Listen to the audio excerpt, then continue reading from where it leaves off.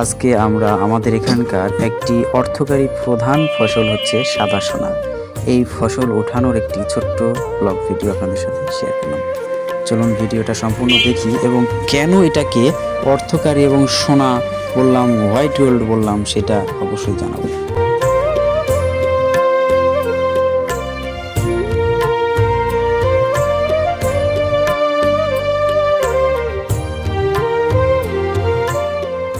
মাটির বুকে সাদা সোনা, মেঘলা আকাশে স্বপ্ন বনা, ছোট চোখে বড় আশা, বড়াই গ্রামের মাটির ভালোবাসা। চুপ কথা সব হাওয়াতে মেশে, ফসল উঠলো ভালোবেসে। এই আমাদের বাংলাদেশ, এই আমাদের বাংলাদেশ।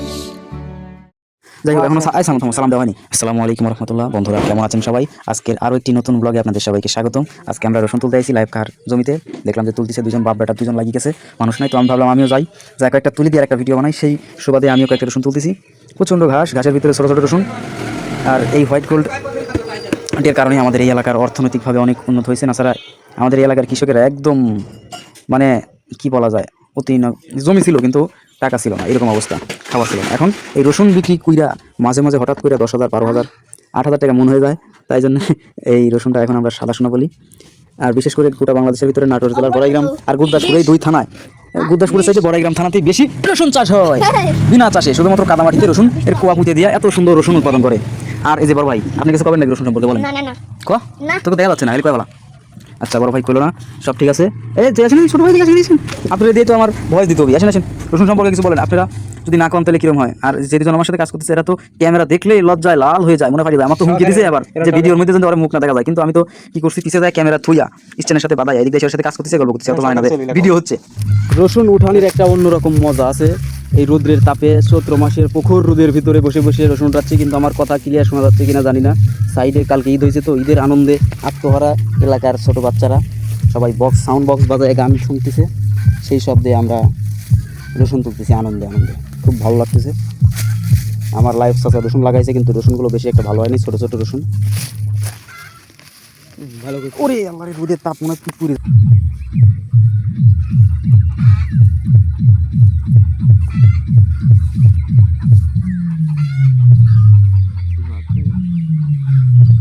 আইসি কম করে 2 ঘন্টা হয়েছে, আরও বেশি না। কত বাজে এখন? এখন তো 11টা 12টা না বাজে। 12টা বলতে পারে।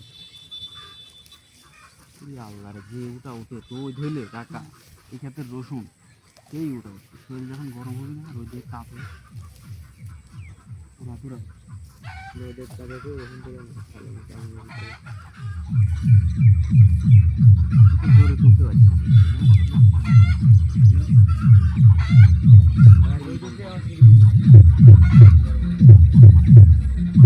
রসুন তো লাগা এই কামটাও একই বলছে। ডাল বলে ডাল বলে আর ডাল ভালো করেছে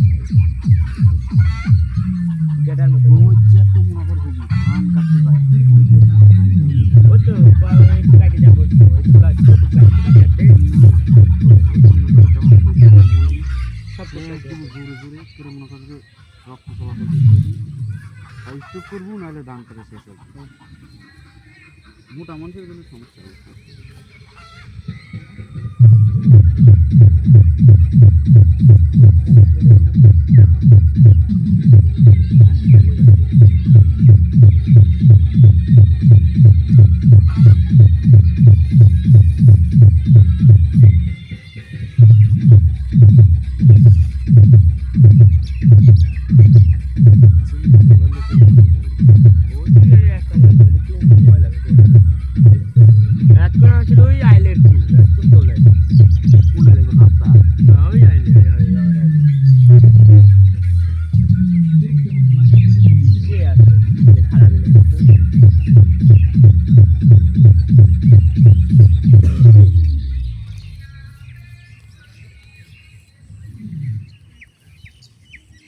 এটা করে আমার পোষায় নেই, আমার প্রবলেম হলো আমার ভুট্টা খাতে ঘাস হচ্ছে তার সাইড তুলে রাখছি যাও আসলে রসুন ভালোই উঠে কিন্তু ঘাস খালি এ কামলালিয়া বলে তুল দিলে ঠিক আছে রসুন খাইতে যাই দেখি খাই উঠবে একটা কাজ থাকলে ফিরে আসছে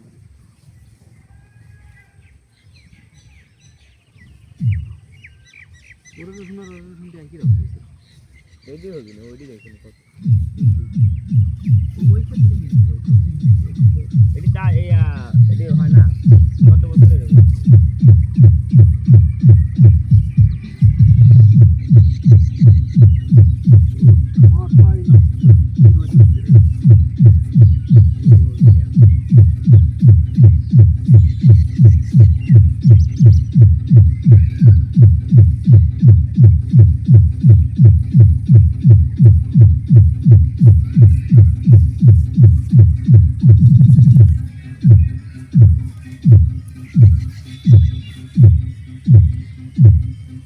এগুলো হচ্ছে হোয়াইট গোল্ড আপনার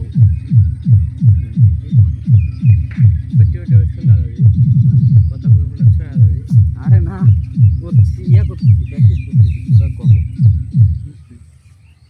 এত দূর থেকে শোনা যায় ওই যে বক্সের শব্দ শোনা যায়